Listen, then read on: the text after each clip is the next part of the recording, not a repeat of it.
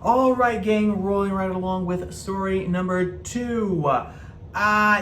You probably already knew this because it's been blared everywhere that there is now a new federal holiday. Because, of course, what self-respecting bureaucrat wouldn't want to vote himself another paid day off, right? It's not as if the 11 federal holidays that were already on the books were enough. No, for the hard-working public master, servant, there has to be one more. And this new, the 12th federal holiday is the so-called Juneteenth, June 19th, which we actually just passed. It was this Saturday.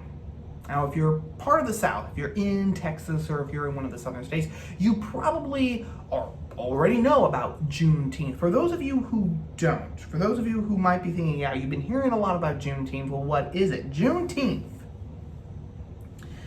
is the longest-running African-American holiday, and it recognizes June 19th, 1865, as the date that news of slavery's end reached slaves in Texas and other states in the Southwest. Originating in Galveston, Texas in 1866, it has been celebrated annually on June 19th throughout the United States as an official federal holiday since 2021, when that musty old sock puppet, who is the current occupant of the White House, signed the Juneteenth National Independence Day Act this past week. So there you have it. Another federal holiday to take its place alongside the likes of a New Year's Day, Martin Luther King Jr. Day, President's Day, Christmas, Thanksgiving, Columbus Day, which people now want to call Indigenous Peoples Day, Memorial Day, Labor Day, etc., etc., etc. What has been fascinating to me in watching this story unfold has been sort of the division that has taken place between black conservatives and the rest of the conservative movement in the United States. And I'm going to be treading on thin ice here, gang, but let me see if I can actually do this justice. There is, from my observations at least, because as you can see, I don't exactly have a bone in this fight, seeing as how I, am not actually black. I have some North African in me. That's what comes when part of your family hails from Sicily, because everyone and their grandma was in Sicily at one time or another. So I have some North African in me. So I have some African, but it is actually, not what we would consider black. Okay, that northern ridge, more Arabic, more Carthaginian, is what I have in me. So, and even if it was, you can pretty much tell that I'm not black. So, but from what I have observed on social media, particularly Twitter, and from what I've read, just a few places here, a few essays here and there is a conversation going on within the ranks of black conservatives. You have some black conservatives, quote unquote, like Candace Owens, who is really sort of a mainstream conservative. The fact that she is black is simply an accidental. Okay, so being black doesn't mean that she's this type of a conservative versus that sort of conservative. And again, I'm using conservative in the loosest way possible because I know that term has been bastardized to death as well, which we've talked about several times here on the channel before. So again, loose definitions here. But you have conservatives like that, self-described conservatives like Candace Owens, who sees the fact that their ethnicity, their heritage, is just an accidental. It doesn't play any part in who they are, their philosophy, etc., etc. You have other black conservatives who take the opposite view, who say that no, the fact that we are black, that we have a unique experience in history in the United States. Okay, goes came in first as indentured servants in 1619, not slaves, indentured servants, and then became enslaved, and then of course, were only emancipated after the Civil War, and then of course you had racial segregation and Jim Crow and all of that, culminating in the Civil Rights Act of 1964 under Johnson and Martin Luther King Jr. Their claim is that no, we have a unique experience as a group. We have a unique experience, a unique set of experiences, a unique history, and therefore, the fact that we are black isn't just an accidental. It's actually, it plays a bigger role in their historical, in their place in history, in their sense of where they are in terms of history, as well as their political identity. If I've garbled all that up, I apologize, but that's kind of the Cliff Notes version of what has been happening.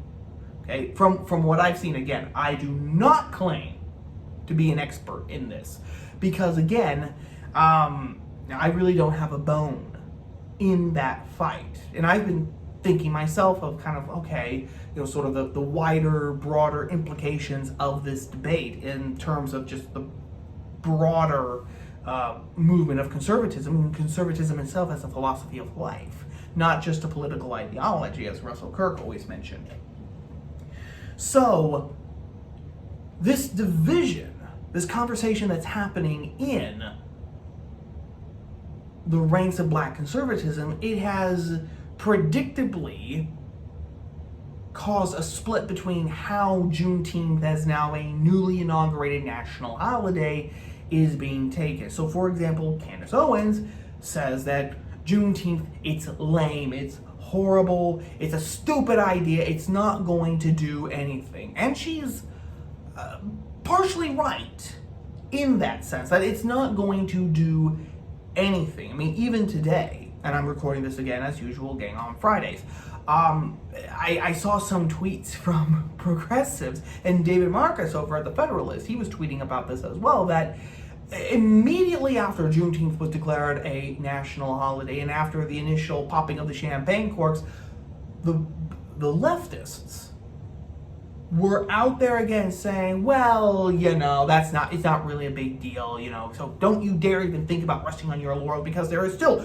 so much to do. And some people were even saying that, well, declaring Juneteenth to be a national holiday, that's just another sign of how racist America is.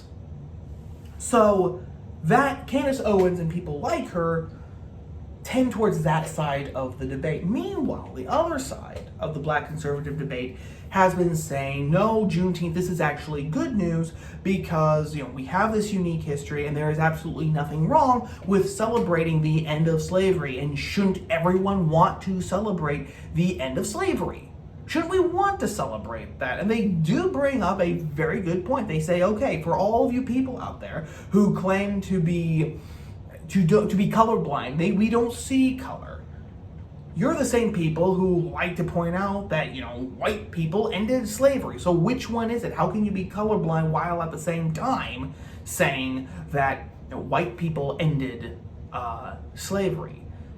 Now, just to kind of jump off just very briefly on that tangent, for me, it's not a question of which racial identity, or which racial ethnicity, I should say, not identity, but racial ethnicity ended slavery.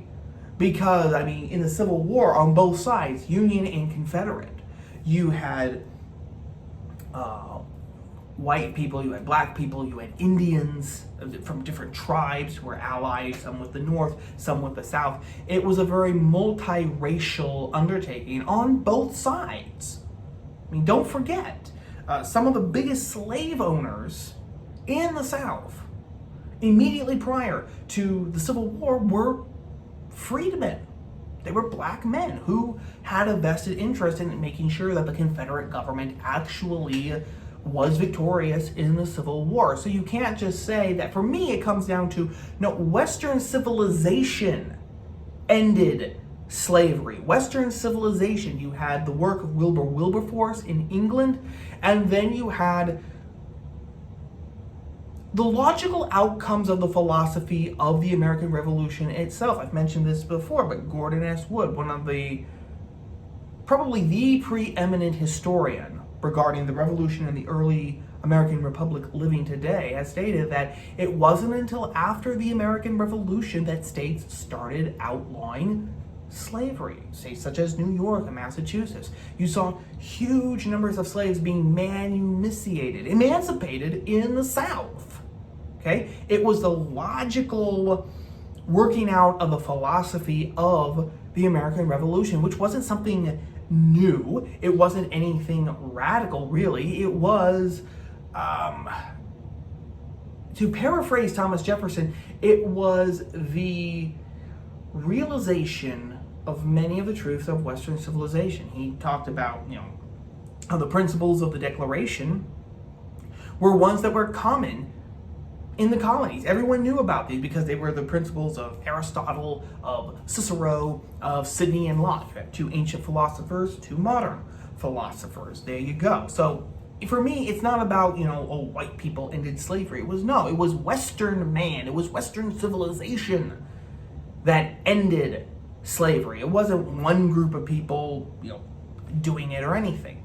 So that's my stance on that. And here is my stance, gang, and here's why I wanted to talk about this, because I think that there is a lot of people aren't exactly sure how to take it. And some people are just doing knee-jerk reactions. Some people are just doing knee-jerk reactions. I forget his name, but he is a fairly prominent black conservative on Twitter. And he pointed out, he made a very brilliant point. He said, okay, all of you people out there who are complaining that June 19th is now a federal holiday, you have all forgotten that last year at this time, Trump promised to make Juneteenth a national holiday. And if Trump had actually done this, you'd be praising him to the skies. Oh my gosh, look how great it is. Look at this. It's wonderful, it's wonderful, it's wonderful. But because the musty old sock puppet, who is the current occupant of the White House, does it, it's terrible, horrible, absolutely the worst thing that could actually happen. So, that's a very good point, because it's true. A lot of people who have supported Trump and who still support Trump would have been perfectly fine with Juneteenth if Trump had done it. Okay? Now, that's not to say anything about the merits of that itself, but just the political reality of that. So, here's my stance on this, gang, because this is important, I think, and I've been thinking about this all day, really. So I'm still working it out. So if I do a Jordan Peterson and I kind of, am silent for a few seconds, it's okay. I haven't lost my train of thought, but I'm trying to articulate what I'm thinking. If Juneteenth had been made a national holiday 15 years ago, even 10 years ago, maybe even 8 years ago, I think that at most we could say that it was perhaps, nice, but it was more than likely not supposed to be. It wasn't done out of the kindness of the bureaucrats' hearts. It was done so that they could get another 3-day weekend. Because guess what? When, quote-unquote, Juneteenth now falls on a Saturday, it's observed the Friday before. So you get a 3-day weekend in June. Isn't that nice? And then, of course, you get a federal paid holiday off in July with the 4th of July. And then it happened even 8 years ago. I think that would have been the general's like, oh, brother, okay. But we also could have said, but it's okay. This is okay. This is a big historical event. Yes, the Union troops entering Galveston, Texas, announcing to the black folks there that they were now emancipated and that they were now free men and women. That's kind of a big deal. Yes. The problem, however, is that we don't live in that sort of world anymore. We don't live in a commonsensical or even a quasi-commonsensical world anymore. We live in a rabidly ideologically charged society. And in that context, making Juneteenth a national holiday is going to be used as an ideological weapon against the country itself. And that's not just me blowing smoke out of my hat, gang. Here, for example, is an announcement, okay, from Ben & Jerry's, the ice cream company from Ben & Jerry's, printed June 18th, 2020, okay? Do you know what the title of this piece is if you actually Google this? Why Juneteenth is America's true Independence Day. Okay? Why Juneteenth, June 19th, is America's true Independence Day. Not July 4th, June 19th. And that's not the only one, gang. Here's one from Yahoo News. Juneteenth isn't just another day off. It's a day for action. Here's some more. Juneteenth, our other Independence Day. That comes from the Smithsonian. Juneteenth was the real Independence Day. That comes from the UK Guardian. Juneteenth, federal holiday, complements Independence Day. That comes from USA Today. Juneteenth, Black Americans' true Independence Day. That came from the University of Texas.edu news. And of course, here we have again Ben & Jerry's Why Juneteenth is America's True Independence Day. So we see here the groundwork of what's being done, gang. Juneteenth is the 1619 Project in microcosm, whereas when it was originally published, Nicole Hannah-Jones and everyone else who worked on that abomination said that the entire goal was to reframe American history so that the founding of our country was not 1776, but was actually 1619. This is the same thing. Instead of Independence Day being July 4th, 1776, it is really actually June 19th of 1865. That's the real date. And these people are serious. I mean, do not underestimate the left. Here is a story from Reader's Digest. Headline, I'm a Black American. Here's why I don't celebrate the 4th of July. So we already have people who are actively saying, I don't celebrate 4th of July because I'm Black. I celebrate June 19th instead. And now we have the normalization of this day because, I mean, I think 40 states already had recognized it. People celebrated it. Before the musty old sock puppet actually made it a federal holiday. You just had to be in the right state. So if you lived in southern states, I'm sure you were already well acquainted with this. But here's the thing, gang. This is just another attempt to reframe history so that it buttresses what the left wants. And of course, when it does that, it's going to be used as an ideological weapon. At the very, very least, it will be used to reemphasize ad nauseum that yes, America had slaves, America had slaves, America had slaves, and you will never, ever, ever, ever, ever be able to atone for that, because that is now the lesson. We are way past 2008, 2012, when we were told that we had to vote for Barack Obama for president because it was only by electing a Black man president that we could finally usher in the post-racial era of America. We would finally be able to put slavery and Jim Crow, segregation, all of those horrible things behind us. Well, now, not only have we had a Black president, but now we have made June 19th a federal holiday. We now have statues of George Floyd actually being put up in Newark, while we're also being told that statues of George Washington have no place in the public square. And we're still being told it's not enough, because it will never be enough. So at the very least, it's going to be used as an ideological weapon for that. But also, think a couple of steps ahead, gang. How long is it going to be before people who celebrate Independence Day, July 4th, how long is it going to be before people begin to argue, in all seriousness, that that's another sign of white supremacy? Because you're celebrating what a bunch of straight, white, cisgendered guys did, creating a country that, of course, was built upon the oppression of minorities, women, and blacks. Because, I mean, that's how the left sees the founding today. How long is it going to be before that actually is a sign of oppression? How long is that going to be maybe a possible marker for quote-unquote white terrorism, not celebrating Juneteenth, but actually celebrating July 4th?